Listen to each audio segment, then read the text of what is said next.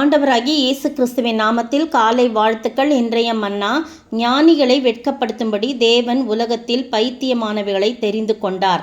1 கொரிந்தியர் 1ஆம் அதிகாரம் வசனம் 27 முன்பகுதி. நாளைய தினத்தில் பின்பகுதியை தியானிக்கலாம்.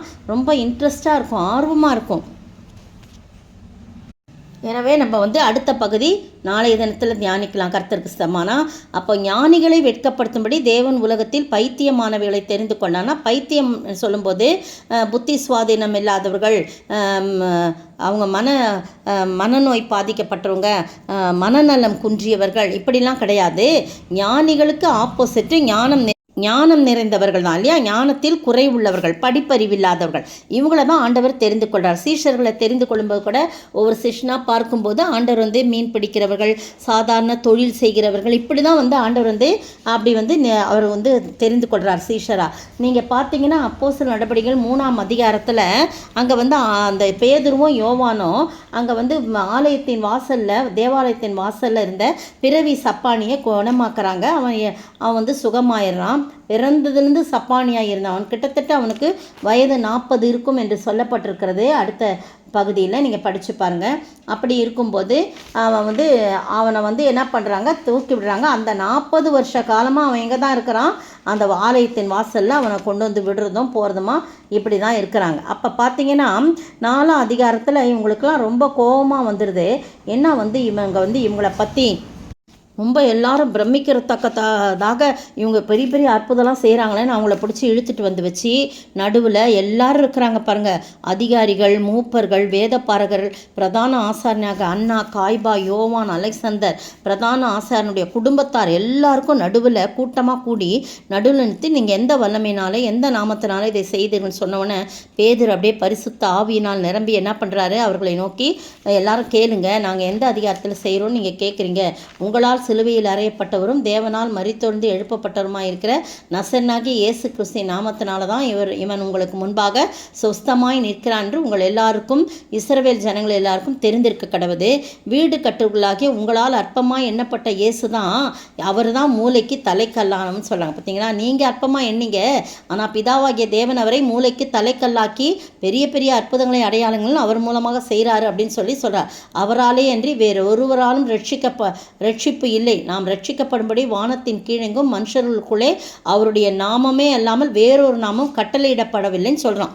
உடனே அவங்க எல்லாம் என்ன சொல்கிறாங்க, 13ஆம் வசனம் பாருங்கள். பேதுரும் யோவானும் பேசுகிற தைரியத்தை அவர்கள் கண்டு அவர்கள் படிப்பறியாதவர்கள் என்றும் பேதமை உள்ளவர்கள் என்றும் அறிந்தபடியினாலே ஆச்சரியப்பட்டு அவர்கள் இயேசுவுடனே கூட இருந்தவர்கள் என்று அறிந்து கொண்டார்கள். பார்த்தீங்கன்னா, இயேசுவோடு கூட இருந்துட்டோம்னா நம்மளை என்ன பண்ணுவார் அவர், நாம் ஒன்றும் இல்லாதவர்களாக இருந்தாலும், ஞானத்தில் குறைவுள்ளவர்களாக இருந்தாலும் நம்மை ஞானவானாக்கி விடுவார். நம்ம அவங்களெல்லாம் வெட்கப்படுத்தும்படி நம்ம என்ன செய்வார், அவர் உயர்த்துவார். பிரியமானங்களே, என்னுடைய வாழ்க்கையில் நிறைய காரியத்தில் நான் அனுபவப்பட்டிருக்கேன். எனக்கு ஒன்றும் உலகத்தின் அறிவு எதுவுமே தெரியாது. உலகத்தின் காரியங்கள்லாம் நான் ரொம்ப ஜீரோ தான். அப்படி இருக்கும்போது எல்லாம் சொல்லுவாங்க, நீ சரியான உனக்கு ஒன்றுமே தெரில அப்படின்னு சொல்லி நிறையா வாட்டி சொல்லுவாங்க. ஆனால் தேவன் என்னை தெரிந்து கொண்டார். பாருங்கள், அதுதான் அந்த அழைப்பு. தேவன் ஞானிகளை வெட்கப்படுத்தும்படி தேவன் உலகத்தில் பைத்தியமானவர்களை தெரிந்து கொண்டார், ஞானத்தில் குறைவுள்ளவர்களை தெரிந்து கொண்டார். எங்கிருந்து இவர்களுக்கு தைரியம் வந்தது? இவர்கள் படிப்பறியாதவர்களாச்சே, பேதமை உள்ளவர்களாச்சே, ஆனால் இவர்கள் இயேசுவோடு இருந்தவர்கள் என்று அறிந்து கொண்டார்கள். இந்த அருமையான வேளையிலே இயேசுவோடு இருந்தால் ஞானிகள் வெட்கப்படும்படியாக தேவன் நம்மை ஞானத்தினால் நிரப்புவார். அப்படிதான் நம்மை தெரிந்து கொண்டார். எனவே அப்படிப்பட்ட நம்ம ஒருத்தரும் என்ன பண்ணக்கூடாது, நம்ம சோர்ந்து போகக்கூடாது. நான் ஒன்றுமே இல்லையே, நான் பிரபலமானவன் கிடையாதே, நான் பெரிய பெரிய ஊழியம் செய்யலையே, நான் சாதாரணமானவன் தானே, ஞானம் இல்லையே, வல்லமை உள்ள கிடையாது எனக்கு, நான் சாதாரணமானவனாக தான் இழிவாக எண்ணப்படுறேன், அற்பமாக எண்ணப்படுறேன், ஆனாலும் அப்படின்னு சொல்லிட்டு நம்ம எண்ணிந்தாலும் தேவன் உங்களையும் என்னையும் தான் அழைக்கிறார். எனவே நாம் கவலைப்படாதபடி, ஆண்டவரே எனக்குன்னு மேன்மை பாராட்ட, அந்த வசனம், அந்த அதிகாரம் இப்படியாய் முடியுது. என்னன்னா, ஒருவரும் மேன்மை பாராட்ட, எதுக்கும் மேன்மை பாராட்டபடி கர்த்தரை குறித்தே மேன்மை பாராட்டத்தக்கதாக அவரே தேவனால் நமக்கு ஞானமும் நீதியும் பரிசுத்தமும் மீட்புமானான்னு சொல்லிருக்கு. அதனால நம்ம கர்த்தரை குறித்து தான் மேன்மை. ஞானம் உள்ளவர்கள் இருக்கலாம், எல்லாரையுமே ஞானம் இல்லாதவர்களாக மட்டும் தெரிந்து கொள்ள, ஞானம் உள்ளவர்களையும் தெரிந்து கொள்ள, ஆனால் தாழ்மை உள்ளவர்களாக இருக்கும்போது. இல்லைன்னா அப்படியே என்ன பண்ணிடுவார், அவர் ஒன்றும் இல்லைன்னு சொல்லிவிடுவார். பாருங்கள், அந்த வசனம் சொல்லுது, 25ஆம் வசனம், பைத்தியம்னு சொல்லி மக்களால் சொன்னாலும் தேவனுடைய பைத்தியம் என்னப்படுவது மனுஷனுடைய ஞானத்திலும் அதிக ஞானமாக இருக்கிற. பார்த்தீங்களா? அதே மாதிரி எல்லா காரியமும் நம்ம சொல்லப்பட்டிருக்கு. நான் நாளைய தினத்தில் மற்ற காரியத்தை குறித்து நாம் தியானிக்கலாம். இன்றைக்கு நம்மை ஒப்பு கொடுப்போம். ஆண்டவரே, நான் ஞானத்தில் குறைவுள்ளப்பா, நான் ஒன்றும் இல்லை ஆண்டவரே, என்னால் ஒன்றும் செய்ய முடியாது, நீங்கள் என்னை எடுத்து பயன்படுத்துங்கன்னு சொல்லும்போது அழகாக எடுத்து நம்மை பயன்படுத்துவா. எனவே நம்மை தாழ்த்தி ஒப்பு கொடுப்போமா? அதற்காக தான் நம்மை கர்த்தர் தெரிந்து கொண்டாராமே. ஒன்றுமில்லை நான் தேவனுடைய பார்வையில் நான் தான் ஞானவானாமே. தேவனுடைய பார்வையில் நான் தான் ஞானமானாமே.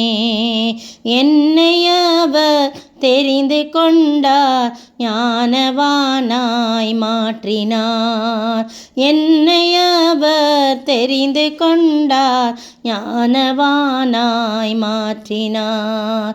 ஒன்றுமில்லை நான்.